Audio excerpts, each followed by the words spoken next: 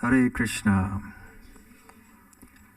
This chapter, the 9th chapter, is titled The Most Confidential Knowledge. The superlative has been used, most confidential. So there is confidential, there is more confidential, and there is most confidential.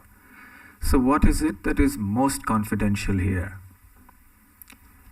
What is confidential is that pure devotional service to the Supreme Lord Sri Krishna has been emphasized very, very clearly and emphatically in different ways. So the development of pure love of Godhead is actually the most confidential essence of the message of the Bhagavad Gita and indeed of all the Vedic scriptures. So we'll select one particular verse in this chapter, text 27, chapter 26, I beg your pardon. Patram pushpam phalam toyam yo me bhaktya prayachati tadaham bhaktyupaharitam ashnami prayatatmanaha. Krishna says to Arjuna, if someone offers to me a leaf, a fruit, a flower, or some water with devotion, I will accept it. Ashnami, literally it means that I will eat. So Krishna is looking not so much for the fruits or the flowers. It's not that there is any shortage of food and flowers and fruits in the spiritual world.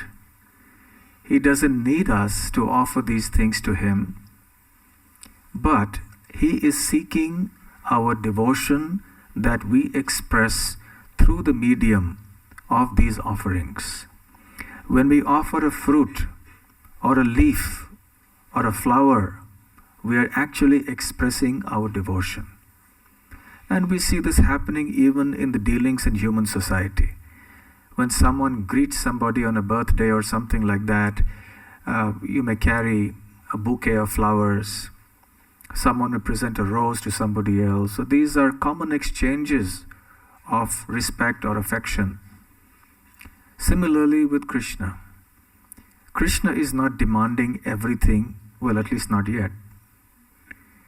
He says, at least start with a leaf, a fruit, a flower, or some water. Make a beginning there. And if it is offered with devotion, then naturally Krishna becomes very pleased.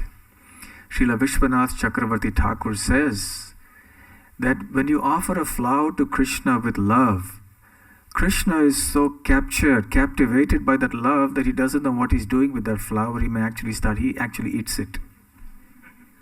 You're not supposed to eat a flower. You smell a flower and you keep it. But Krishna eats it because he likes the devotion with which that flower has been offered. When Krishna went as a peace messenger on behalf of the Pandavas to Hastinapur, the kingdom of the Kauravas, on the way, Duryodhana had set up a camp. As you know, Duryodhana was very cunning and duplicitous, so he had wanted to win Krishna's favor so that he would at least be neutral, so that he wouldn't be on the side of the Pandavas at the very least. But Krishna, being the super soul in everybody's heart, understood this very well. So he didn't accept Duryodhana's offer of hospitality. He ignored it, much to the chagrin of Duryodhana, and he went on. And in Hastinapur, he walked uninvited into the house of Vidura. Vidura was not at home, but his wife was. And when he came in, all of a sudden, she was very happy. But she was so happy that she didn't know exactly the right things to do to welcome him. She was caught unawares with this extraordinary fortune of having the Supreme Lord walking into her house. So somehow or the other, she sat him down, and then she began to offer some food. She didn't know what was available. She picked up some bananas. And so overwhelmed was she with the devotion she was feeling for Krishna that she peeled off the bananas, threw away the banana and offered the skin to Krishna. And she was doing this, and the exchange was going on very happily, and Krishna was accepting those banana peels. And at that moment Vidura came in, and he was, as you can imagine, shocked to see what was going on. And he said, "What are you doing?" And then both Krishna and Vidura's wife realized what was going on.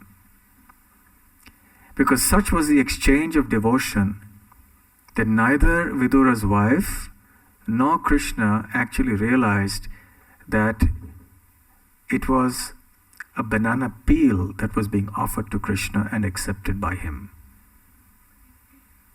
So what Krishna really accepts is not so much the external offering, but it's the devotion that is expressed through that offering. It is not that the offerings themselves are not important, because we should offer to Krishna only what he wants. He says, "Patram pushpam phalam toyam," a leaf, a fruit, a flower, a water, not anything else. One time one person challengingly asked the question, "Why should I not offer my liquor to Krishna? And then I can take it." Well, if Krishna had said so, you could have. But since Krishna doesn't say that, you shouldn't offer. We offer to Krishna only what he wants us to offer him. So Krishna says, "Patram pushpam palam toyam," not likaram, meetam, etc. So we don't offer these forbidden substances to Krishna. So it's all a matter of devotion, of love. We see a similar exchange happening between Sudama and Krishna as well. Numerous instances like this are found all over devotional history. So in our life too, we can avail of this very simple opportunity, but sublime opportunity, to develop our Krishna consciousness by offering Krishna whatever little we have. And if we have more, then we should offer more. We shouldn't take the excuse of patram pushpam palam toyam by saying, "Well, Krishna only wants a leaf, and then all the millions of dollars and the big everything else I'll keep for myself." No. Krishna wants to say that even if one has nothing, even the poorest person can have a leaf, a tulasi leaf, or a flower, or a fruit, or some water. So in this way, the 9th chapter emphasizes pure devotional service to Krishna, and in the 10th chapter, the theme will continue.